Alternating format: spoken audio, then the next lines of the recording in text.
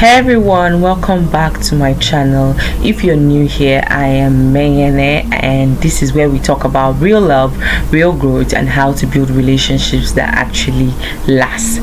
Today's conversation is going to challenge you on how you love. Not because you don't care, but because sometimes we love people the wrong way, even with the right intentions.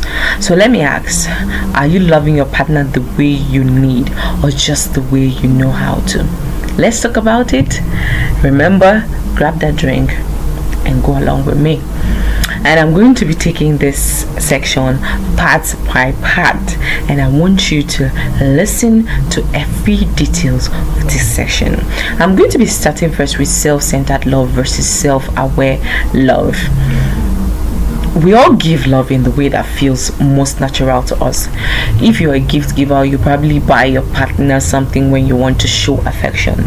If you love deep conversations, you might want to talk for hours when you feel close. But what happens when your partner doesn't respond to that? What if they don't feel loved the way you think you are loving them? That's where relationships begin to suffer, not from a lack of love, but from lack of understanding. Real love asks, what does my partner need from me emotionally? How do they experience love safely? How do they experience love, safety, and connection? Loving well requires self-awareness. Yes. Listen to that line again.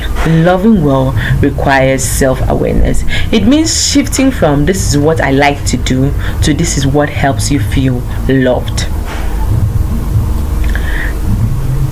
2. Hope you're following. Understanding the 5 love languages.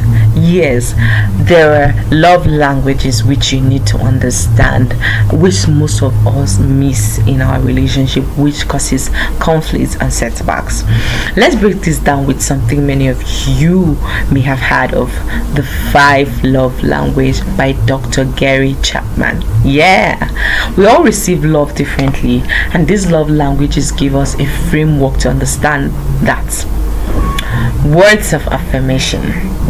This person feels loved when they hear it genuinely. I am proud of you. I love the way you think. Simple compliments, encouragement, and appreciation go a long way. If you're with someone like this, silence or harsh words hurt more than you think, even if you're doing things for them. Remember, 5 love languages, and one of it is words of affirmation. Most of our partners need words of affirmation. Words like I am proud of you, words like I love the way you think, words like thank you. Even thank you are words of affirmations. People think they are not, but thank you are words of affirmation. We need to constantly say this to our partners and reduce the way we talk to them harshly, or the way we say hurtful words to them, because those hurtful words stay up here even more than the compliments. Yes, it does.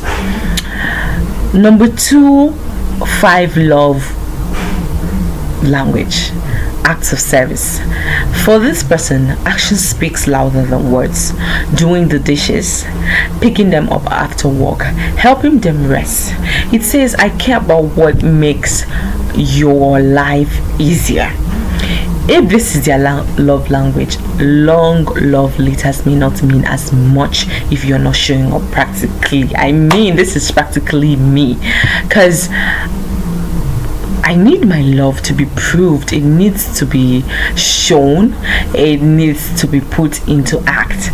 So you need to show me how much you love me by constantly doing those things, putting those things which I would love for you to do. Things like doing the dishes when I'm away, because coming back to come and find the dishes which I must have left and gone out. I mean, it makes me feel less cared for.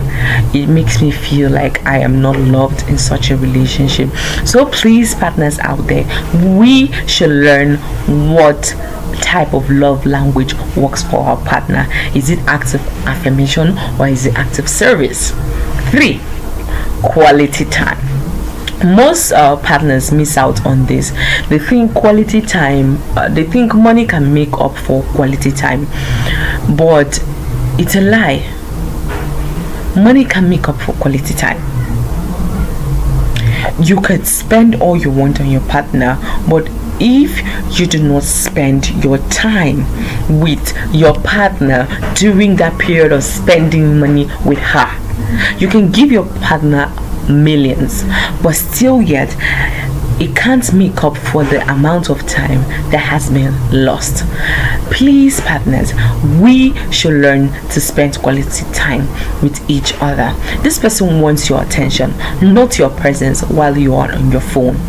They feel connected when you intentionally set time aside for them, whether it's a date night or just sitting in the couch and talking. It matters deeply. One thing I advise partners out there is, whenever you're with your partner, try as much as possible to keep away from your phones. Keep away from your phones. Give your partners all the attention which they might need at that moment, aside from the work and probably something really important which you need to attend to.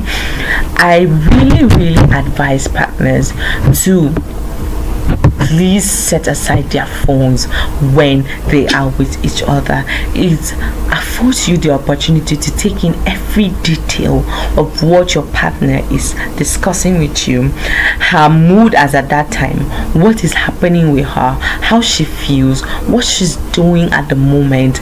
It affords you to take in all these details. But by the time you're distracted, you're probably on your phone or you're not giving her the attention that she needs, I promise you she will start feeling left out in the relationship. And when she starts having that feeling, there will be a little distance in your relationship, and then something else sets in. You don't want to know what that is. Well, that is not to be spoken about in this section. As we go ahead in other sections, you will get to learn more about this. Number 4, love language: physical touch. This doesn't always mean intimacy. It could be a hug, a kiss on the forehead, or simply holding hands. It's about physical closeness and reassurance through touch. Neglecting this in a relationship can make them feel unloved, even if everything else is fine. I think this particular line is mostly for our men. Our men tend to think that women, when they want to be touched, they want sex, but it's beyond that. It is not about intimacy, it is not about sex, it is about you making her feel reassured through your touch. Giving her a kiss on the forehead, drawing her close, giving her a hug, wrapping your arms around her makes her feel assured that you are always with her, especially when she is in that moment where she's down, she's depressed, she has a lot going on up here. It helps her to cool off. Finally, for number 5, love language: receiving gifts. This isn't about being materialistic. It's about the thought behind the gift: a surprise note, a snack they love, or something that shows I was thinking about you. When you give what they value, it says you see them and understand their heart.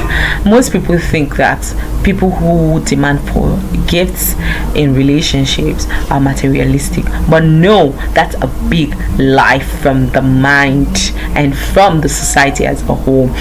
Giving your partners gifts it's another way of showing them how much you love them. It goes to show how much you have them in your thoughts at every given moment. It goes to show how far you value their presence in their life and how far you take in every detail of what they love in their life. Now that's it for the 5 love language. We're going to be going to our part 3, where we will talk about emotional intelligence in love. Yeah, you heard me. Emotional intelligence. Most people might be wondering, emotional intelligence, do we need emotional intelligence in a relationship? Yes, it is. Love isn't just about what you do, it's about how you read the room. Emotional intelligence means you can sense when something is off. You can tell when your partner needs space, comfort, or encouragement. You know when to listen instead of giving advice. You learn how to manage your own emotions so you don't take them out on someone else. Without emotional intelligence, even the right love language can be misused. You might say the right words, but in a passive aggressive tone. You might do an act of service but expect praise in return. You might spend time together but make them feel like a burden. So take time to learn your partner. Notice patterns. Ask questions like, what makes you feel most seen? What do I do that makes you feel close to me? What do you love doing most? How do I make you happy? It goes ahead to show how much you love them. Please, partners, we should be emotionally intelligent when loving. This thing, remember in my last section, I took out time to talk about sensitivity. Sensitivity is how to detect your partner's emotions, how to detect what your partner is feeling at that moment, what she's thinking, what is bothering her, and how to be able to also use the right words at that moment, not being passive with your words, not being random with your words, not just addressing what you notice in her countenance or in her emotions as irrelevant. So it is really important that we take this into details. Part 4, loving when it's not convenient. Yes, loving when it's not convenient. Love is beautiful, but real love is inconvenient. It's sacrificial. It doesn't always align with your schedule, your mood, or your energy. There will be days you don't feel like showing up, but you still choose to. You still apologize when it's uncomfortable. Listen even when you're tired. Serve even when it costs you. This doesn't mean you burn out or ignore your own needs. It means you prioritize the relationship as something. Prioritize. Remember, prioritize your relationship as something worth protecting even when it's hard. Because love isn't just emotion, it's commitment. Remember, love isn't just an emotion, it is commitment, especially for people who are working towards ending up together as couples. We should be able to prioritize our relationship above everything. We should be able to make sacrifices. We should be able to apologize even when it is not comfortable. Sometimes we should even learn to apologize even when we know that we are right, just for sake of peace. Yes, you heard me say, for sake of peace. Part 5, the challenge. Start loving them right. Yes, here's your challenge this week. Ask the person you love this question: what makes you feel most loved by me? And then listen. Don't defend, don't explain, just listen. And then show them love the way they need, not just the way you're used to. If you're single, start practicing this with your friends and family. The more you understand others, the better you will show up when love comes. Let's stop assuming, let's start asking, and let's grow into people who love with understanding, not just emotion. Yes, not just emotion, you hype me. If this helped you, do me a favor, like, comment, and subscribe. Tell me your love language below and what you've learned about loving people well. Thank you for spending time with me today. Until next time, stay intentional, stay growing, and stay loving. I love you.